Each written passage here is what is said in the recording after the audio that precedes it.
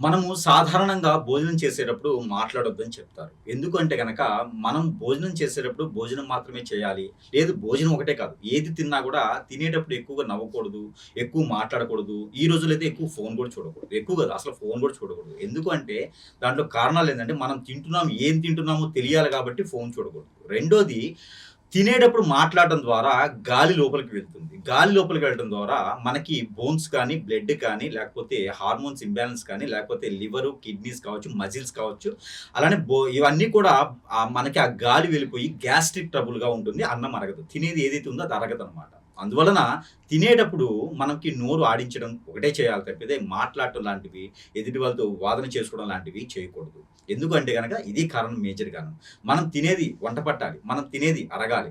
కాబట్టి మన కిడ్నీస్ కావచ్చు, కిడ్నీలో స్టోన్స్ వచ్చినాయంటారు చాలామంది. లివర్ బ్లాడర్‌లో స్టోన్స్ వచ్చినాయంటారు చాలామంది.